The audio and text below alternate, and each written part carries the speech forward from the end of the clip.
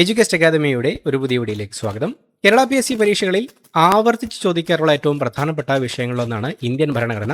ഇന്നത്തെ വീഡിയോയിലൂടെ നമ്മൾ നോക്കുന്നത് ഇതിൽ നിന്നുമുള്ള ചോദ്യോത്തരങ്ങളാണ്. അപ്പോൾ പരീക്ഷകൾക്ക് ഈ ടോപ്പിക്കിൽ നിന്നുള്ള മാർക്ക് ഉറപ്പിക്കാനായിട്ട് വീഡിയോ മുഴുവനായിട്ട് കാണാൻ ശ്രമിക്കുക. ചോദ്യങ്ങളിലേക്ക്. ഇന്ത്യൻ ഭരണഘടനയുടെ ശില്പി ആര്? Doctor BR Ambedkar. Doctor BR അംബേദ്കറാണ് ഇന്ത്യൻ ഭരണഘടനയുടെ ശില്പി എന്നറിയപ്പെടുന്നത്. ഭാരതീയ ഭരണഘടനാ ശില്പിയും സ്വതന്ത്ര ഇന്ത്യയുടെ പ്രഥമ നിയമമന്ത്രിയുമായിരുന്ന ഡോക്ടർ BR അംബേദ്കർ ആധുനിക മനു എന്നും അറിയപ്പെടുന്നു. അദ്ദേഹം independent labour party 1936 all India scheduled caste federation 1942 സ്ഥാപിക്കുകയും ചെയ്തിട്ടുണ്ട്. കൂടാതെ മൂകനായിക്, ബഹിഷ്കൃത ഭാരത് തുടങ്ങിയ പ്രസിദ്ധീകരണങ്ങൾക്ക് തുടക്കം കുറിച്ചതും ഡോക്ടർ BR അംബേദ്കറാണ്. ഭരണഘടനാ നിർമ്മാണ സഭയുടെ സ്ഥിരം അധ്യക്ഷൻ ആരായിരുന്നു? ഡോക്ടർ രാജേന്ദ്ര പ്രസാദ്. ഡോക്ടർ രാജേന്ദ്ര പ്രസാദ് ആയിരുന്നു ഭരണഘടനാ നിർമ്മാണ സഭയുടെ സ്ഥിരം അധ്യക്ഷൻ. 1946 ഡിസംബർ 11 ഡോക്ടർ രാജേന്ദ്ര പ്രസാദ് സ്ഥിരം അധ്യക്ഷനായി തിരഞ്ഞെടുക്കപ്പെട്ടത്. സഭയുടെ താൽക്കാലിക അധ്യക്ഷനായിരുന്ന ഡോക്ടർ സച്ചിദാനന്ദ സിൻഹയ്ക്ക് ശേഷമാണ് ഡോക്ടർ രാജേന്ദ്ര പ്രസാദ് ഈ പദവിയിലെത്തിയത്. ഇന്ത്യയുടെ ആദ്യത്തെ രാഷ്ട്രപതി എന്ന നിലയിലും ഡോക്ടർ രാജേന്ദ്ര പ്രസാദ് സേവനമനുഷ്ഠിച്ചിട്ടുണ്ട്. ഭരണഘടനാ നിർമ്മാണ സഭയുടെ ഭരണഘടനാ ഉപദേഷ്ടാവ് ആരാണ്? BN റാവു. BN റാവു ആയിരുന്നു ഭരണഘടനാ നിർമ്മാണ സഭയുടെ ഭരണഘടനാ ഉപദേഷ്ടാവ്. ഭരണഘടനയുടെ ആദ്യത്തെ കരട് രൂപം തയ്യാറാക്കുന്നതിൽ BN റാവു നിർണായക പങ്കുവഹിച്ചു. ഈ കരട് രൂപത്തിന്റെ അടിസ്ഥാനത്തിലാണ് ഡോക്ടർ BR അംബേദ്കർ അധ്യക്ഷനായ ഡ്രാഫ്റ്റിംഗ് കമ്മിറ്റി ഭരണഘടനയുടെ അന്തിമ രൂപം തയ്യാറാക്കിയത്. ഇന്ത്യൻ ഭരണഘടന നിലവിൽ വന്നത് എന്നാണ്? 1950 ജനുവരി 26. 1950 ജനുവരി 26 ഇന്ത്യൻ ഭരണഘടന നിലവിൽ വന്നത്. 1930 ലാഹോർ കോൺഗ്രസ് സമ്മേളനം പ്രഖ്യാപിച്ച പൂർണ്ണ സ്വരാജ് ദിനത്തിന്റെ ചരിത്ര പ്രാധാന്യം കണക്കിലെടുത്താണ് ഭരണഘടന നിലവിൽ വന്ന ജനുവരി 26 റിപ്പബ്ലിക് ദിനമായി തിരഞ്ഞെടുത്തത്. ഇന്ത്യൻ ഭരണഘടന അംഗീകരിച്ച തീയതി 1949 നവംബർ 26. 1949 നവംബർ 26 ഇന്ത്യൻ ഭരണഘടന അംഗീകരിച്ചത്. 1949 നവംബർ 26 ഭരണഘടന അംഗീകരിച്ചതിന്റെ സ്മരണാർത്ഥമാണ് ഭരണഘടനാ ദിനം ആചരിക്കുന്നത്. അന്നേ ദിവസം പൗരത്വം, തിരഞ്ഞെടുപ്പ് തുടങ്ങിയ ചില അനുച്ഛേദങ്ങൾ നിലവിൽ വന്നെങ്കിലും ഭരണഘടനയുടെ ബാക്കി ഭാഗങ്ങളും ആമുഖവും പൂർണ്ണമായി പ്രാബല്യത്തിൽ വന്നത് 1950 ജനുവരി 26 മൗലികാവകാശങ്ങൾ ഭരണഘടനയുടെ ഏത് ഭാഗത്താണ്? ഭാഗം 3, പാർട്ട് 3. മൗലികാവകാശങ്ങൾ ഭരണഘടനയുടെ ഭാഗം 3 അടങ്ങിയിരിക്കുന്നത്. ഭരണഘടനയിലെ 12 മുതൽ 35 വരെയുള്ള അനുച്ഛേദങ്ങളിലാണ് മൗലികാവകാശങ്ങളെക്കുറിച്ച് പറയുന്നത്. അമേരിക്കൻ ഭരണഘടനയിലെ ബിൽ ഓഫ് റൈറ്റ്സിൽ നിന്നാണ് മൗലികാവകാശങ്ങൾ എന്ന ആശയം കടമെടുത്തത്. ഭരണഘടനയുടെ 3-ാം ഭാഗത്തെ ഇന്ത്യയുടെ മാഗ്ന കാർട്ട ഓഫ് ഇന്ത്യ എന്ന് വിശേഷിപ്പിക്കാറുണ്ട്. നിർദ്ദേശക തത്വങ്ങൾ, directive principles of state policy, DPSP, ഏത് രാജ്യത്ത് നിന്നാണ് കടമെടുത്തത്? അയർലൻഡ്. നിർദ്ദേശക തത്വങ്ങൾ അയർലൻഡിൽ നിന്നുമാണ് ഇന്ത്യ കടമെടുത്തത്. ഭരണഘടനയുടെ 4-ാം ഭാഗത്താണ് നിർദ്ദേശക തത്വങ്ങളെക്കുറിച്ച് പ്രതിപാദിക്കുന്നത്. ഭരണഘടനയിലെ 36 മുതൽ 51 വരെയുള്ള അനുച്ഛേദങ്ങളാണ് ഇതിനായി നീക്കിവച്ചിരിക്കുന്നത്. ഒരു ക്ഷേമരാഷ്ട്രം, വെൽഫെയർ സ്റ്റേറ്റ് കെട്ടിപ്പടുക്കുക എന്നതാണ് ഇതിന്റെ പ്രധാന ലക്ഷ്യം. മൗലികാവകാശങ്ങളിൽ നിന്ന് വ്യത്യസ്തമായി നിർദ്ദേശക തത്വങ്ങൾ കോടതി വഴി നടപ്പിലാക്കാൻ കഴിയുന്നവ അല്ല. ഭരണഘടനയുടെ മിനി കോൺസ്റ്റിറ്റ്യൂഷൻ എന്നറിയപ്പെടുന്ന ഭേദഗതി ഏതാണ്? 42-ാം ഭേദഗതി. ഭരണഘടനയുടെ മിനി കോൺസ്റ്റിറ്റ്യൂഷൻ എന്നറിയപ്പെടുന്ന ഭേദഗതിയാണ് 42-ാം ഭേദഗതി. 1976 ഈ ഭേദഗതി പാസ്സാക്കിയത്. ഭരണഘടനയിൽ വലിയ തോതിലുള്ള മാറ്റങ്ങളും കൂട്ടിച്ചേർക്കലുകളും വരുത്തിയതിനാലാണ് ഇതിനെ മിനി കോൺസ്റ്റിറ്റ്യൂഷൻ എന്ന് വിളിക്കുന്നത്. പാർലമെന്റിന്റെ അധികാരങ്ങൾ വർദ്ധിപ്പിക്കുന്ന തരത്തിലുള്ള മാറ്റങ്ങൾ വരുത്തിയതും ഈ ഭേദഗതിയിലൂടെയാണ്. ആമുഖത്തിൽ മാറ്റം വരുത്തിയ ഏക ഭരണഘടനാ ഭേദഗതി ഏതാണ്? 42-ാം ഭേദഗതി. ആമുഖത്തിൽ മാറ്റം വരുത്തിയ ഏക ഭരണഘടനാ ഭേദഗതിയായിരുന്നു 42-ാം ഭേദഗതി. ഈ ഭേദഗതിയിലൂടെ ആമുഖത്തിൽ സോഷ്യലിസ്റ്റ്, മതേതര, അഖണ്ഡത, സോഷ്യലിസ്റ്റ്, സെക്യുലർ, ഇന്റഗ്രിറ്റി എന്നീ 3 വാക്കുകൾ പുതുതായി ഉൾപ്പെടുത്തി. ആമുഖം ഭരണഘടനയുടെ ഭാഗമാണെന്നും അതിൽ ഭേദഗതി വരുത്താൻ പാർലമെന്റിന് അധികാരമുണ്ടെന്നും സുപ്രീം കോടതി കേശവാനന്ദ ഭാരതി കേസ് വിധിയിലൂടെ അംഗീകരിച്ചതിന് ശേഷമാണ് ഈ മാറ്റം വരുത്തിയത്. ഇന്ദിരാഗാന്ധി പ്രധാനമന്ത്രിയായിരുന്ന കാലത്തായിരുന്നു ഈ ഭേദഗതി നടപ്പിലാക്കിയത്. മൗലിക കർത്തവ്യങ്ങൾ ഭരണഘടനയിൽ ഉൾപ്പെടുത്തിയ ഭേദഗതി. 42-ാം ഭേദഗതി. മൗലിക കർത്തവ്യങ്ങൾ ഭരണഘടനയിൽ ഉൾപ്പെടുത്തിയ ഭേദഗതിയാണ് 42-ാം ഭേദഗതി.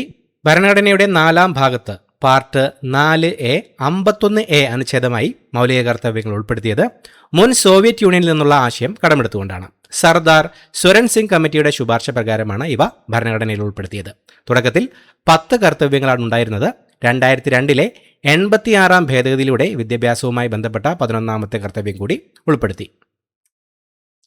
സ്വത്തവകാശത്തെ മൗലികാവകാശങ്ങളിൽ നിന്ന് നീക്കം ചെയ്ത ഭേദഗതി 44 ഭേദഗതി. സ്വത്തവകാശത്തെ മൗലികാവകാശങ്ങളിൽ നിന്ന് നീക്കം ചെയ്ത ഭേദഗതിയായിരുന്നു 44 ഭേദഗതി.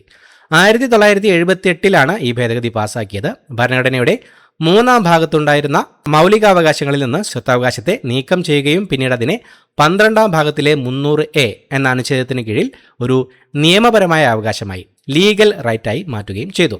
ജനതാ പാർട്ടി സർക്കാരിന്റെ കാലത്താണ് ഈ ഭേദഗതി നിലവിൽ വന്നത്.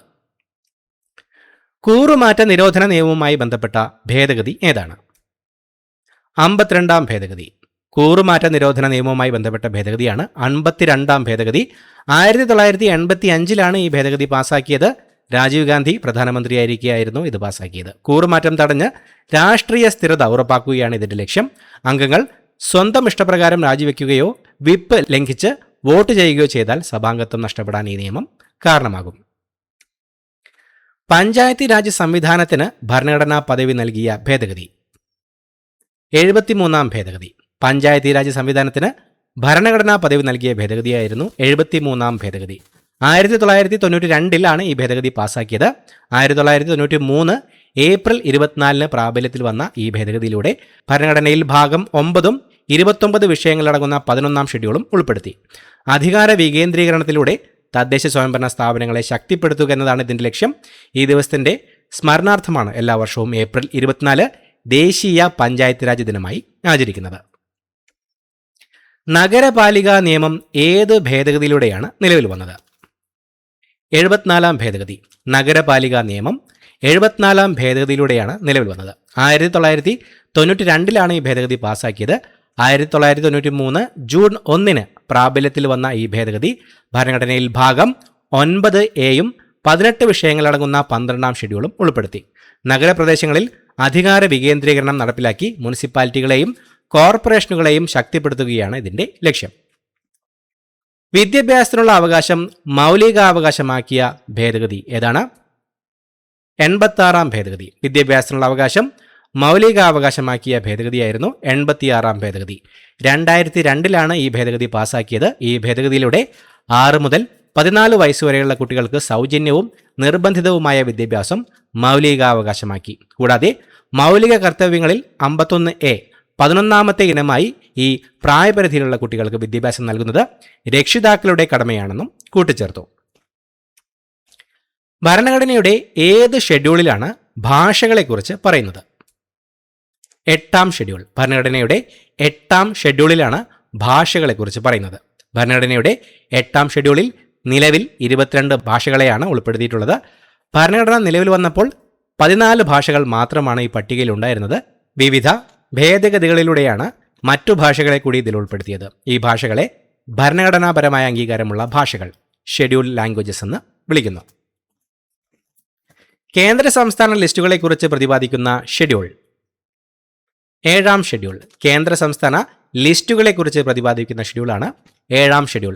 കേന്ദ്ര ഗവൺമെന്റും സംസ്ഥാന ഗവൺമെന്റുകളും തമ്മിലുള്ള നിയമനിർമ്മാണാധികാരങ്ങളുടെ വിഭജനമാണ് ഈ ഷെഡ്യൂളിൽ ഉള്ളത്. ഭരണഘടനയിലെ അധികാര വിഭജനമനുസരിച്ച് ദേശീയ പ്രാധാന്യമുള്ള വിഷയങ്ങൾ കേന്ദ്ര പാർലമെന്റ് കൈകാര്യം ചെയ്യുന്ന യൂണിയൻ ലിസ്റ്റിലും, പ്രതിരോധം, വിദേശകാര്യം തുടങ്ങിയവ യൂണിയൻ ലിസ്റ്റിലും, പ്രാദേശിക വിഷയങ്ങൾ സംസ്ഥാന നിയമസഭകൾ കൈകാര്യം ചെയ്യുന്ന സ്റ്റേറ്റ് ലിസ്റ്റിലും, പോലീസ്, കൃഷി തുടങ്ങിയവ കൈകാര്യം ചെയ്യുന്ന സ്റ്റേറ്റ് ലിസ്റ്റിലും, ഇരുകൂട്ടർക്കും നിയമം നിർമ്മിക്കാവുന്ന വിഷയങ്ങൾ കൺകറന്റ് ലിസ്റ്റിലും, വിദ്യാഭ്യാസം, വനം തുടങ്ങിയ വിഷയങ്ങൾ കൺകറന്റ് ലിസ്റ്റിലും എന്നിങ്ങനെ 3 ലിസ്റ്റുകളിലായി വിഭജിച്ചിരിക്കുന്നു. കൺകറന്റ് ലിസ്റ്റിലെ നിയമങ്ങൾ തമ്മിൽ വൈരുദ്ധ്യമുണ്ടായാൽ കേന്ദ്ര നിയമത്തിനാണ് മുൻഗണന. കൂറുമാറ്റ നിരോധന നിയമം ഏത് ഷെഡ്യൂളിലാണ് ഉൾപ്പെടുത്തിയിരിക്കുന്നത്? 10-ാം ഷെഡ്യൂൾ. കൂറുമാറ്റ നിരോധന നിയമം 10-ാം ഷെഡ്യൂളിലാണ് ഉൾപ്പെടുത്തിയിരിക്കുന്നത്. ഇത് 1985 52-ാം ഭരണഘടനാ ഭേദഗതിയിലൂടെയാണ് ഭരണഘടനയിൽ കൂട്ടിച്ചേർത്തത്. ഈ നിയമപ്രകാരം കൂറുമാറ്റവുമായി ബന്ധപ്പെട്ട അയോഗ്യത തീരുമാനിക്കാനുള്ള അധികാരം സഭയുടെ അധ്യക്ഷനാണ്, സ്പീക്കർക്ക് അല്ലെങ്കിൽ ചെയർമാനാണ്. എന്നാൽ പാർട്ടികളുടെ ലയനം പോലുള്ള പ്രത്യേക സാഹചര്യങ്ങൾക്ക് ഈ നിയമം ബാധകമല്ല. മന്ത്രിസഭയുടെ വലുപ്പം നിയന്ത്രിച്ചുകൊണ്ടുള്ള ഭേദഗതി 91 ഭേദഗതി. 2003 91 ഭേദഗതിയാണ് മന്ത്രിസഭയുടെ വലുപ്പം നിയന്ത്രിച്ചുകൊണ്ടുള്ള ഭേദഗതി. ഈ ഭേദഗതി പ്രകാരം മന്ത്രിമാരുടെ എണ്ണം സഭയിലെ ആകെ അംഗങ്ങളുടെ 15% കൂടാൻ പാടില്ല. ചെറിയ സംസ്ഥാനങ്ങൾക്ക് പ്രത്യേക വ്യവസ്ഥകളുണ്ട്. കൂടാതെ 52 ഭേദഗതിയിലെ പാളിച്ചകൾ പരിഹരിച്ച് ഒരു പാർട്ടിയുടെ 2/3 അംഗങ്ങൾ ലയിച്ചാൽ മാത്രമേ കൂറുമാറ്റ നിരോധന നിയമത്തിൽ നിന്ന് സംരക്ഷണം ലഭിക്കൂ എന്നും ഈ ഭേദഗതി വ്യവസ്ഥ ചെയ്യുന്നു. 21 വകുപ്പിലൂടെ ഏത് അവകാശമാണ് ഉറപ്പാക്കുന്നത്? വിദ്യാഭ്യാസത്തിനുള്ള അവകാശം. ആർട്ടിക്കിൾ 21A 21 വകുപ്പിലൂടെ വിദ്യാഭ്യാസത്തിനുള്ള അവകാശമാണ് ഉറപ്പാക്കുന്നത്. 2002 86 ഭേദഗതിയിലൂടെ ഭരണഘടനയിൽ ഉൾപ്പെടുത്തിയ ഈ അനുച്ഛേദം 6 മുതൽ 14 വയസ്സുവരെയുള്ള കുട്ടികൾക്ക് സൗജന്യവും നിർബന്ധിതവുമായ വിദ്യാഭ്യാസം മൗലികാവകാശമാക്കുന്നു. ഇത് നടപ്പിലാക്കുന്നതിനായി 2009 പാസാക്കിയ വിദ്യാഭ്യാസ അവകാശ നിയമം RTE ആക്ട് 2010 ഏപ്രിൽ 1 പ്രാബല്യത്തിൽ വന്നു. ഇത്രയുമാണ് ചോദ്യങ്ങൾ. പുതിയ വീഡിയോയുമായി വീണ്ടും കാണാം. Thank you so much for watching. Have A nice day.